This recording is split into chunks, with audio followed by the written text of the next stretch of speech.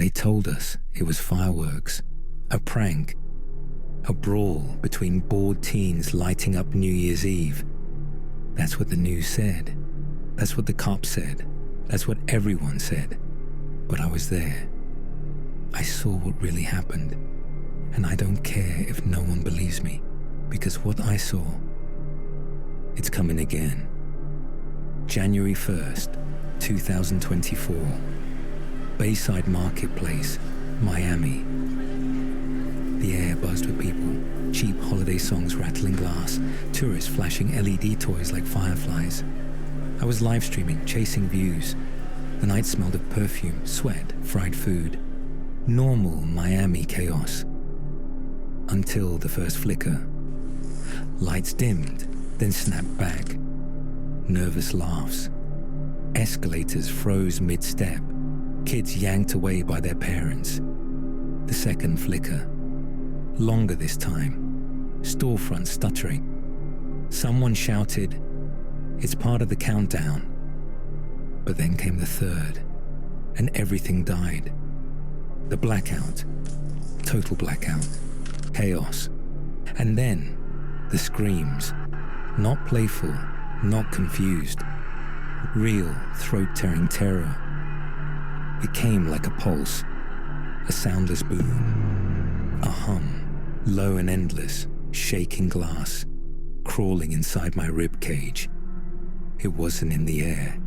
It was inside us. Phones sparked. Screens dropped to the floor. People grabbed their heads, collapsing.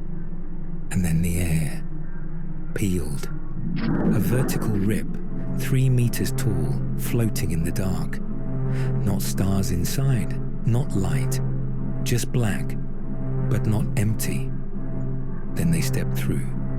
The beings, 8, maybe 9 feet tall. Shadowy figures, limbs like threads drifting underwater. No footsteps.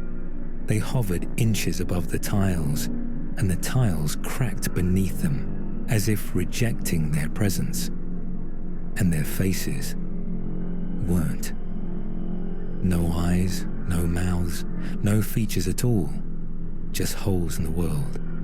Looking at them felt wrong, like remembering a nightmare you'd spent your whole life trying to forget. The crowd finally broke. Aliens. Demons. People shoved, screamed, ran. But every phone froze. Every camera glitched. CCTV fried. No footage, no proof. We thought it was an invasion. Until the men arrived. Black uniforms, helmets, no insignias. They poured in from service doors, moving like they'd rehearsed this exact nightmare.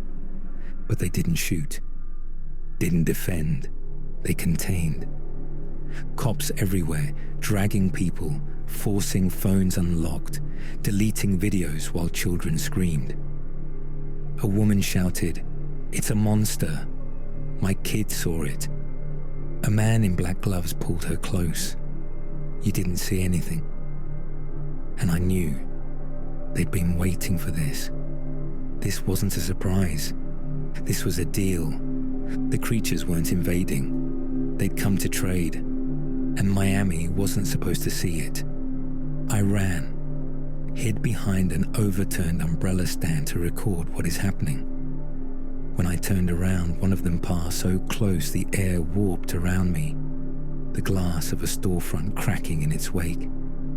My vision went black, my chest seized. I woke to silence.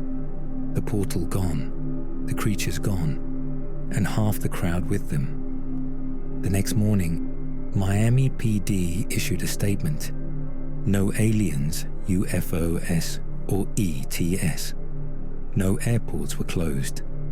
No power outages reported. Fireworks mistaken for gunfire. Juvenile brawl. Crowd control. That's what they said. They never showed the crowd. Never mentioned the EMP. Never explained what came out of the portal. That should have been the end. But it wasn't. Because since that night, My reflection doesn't follow anymore.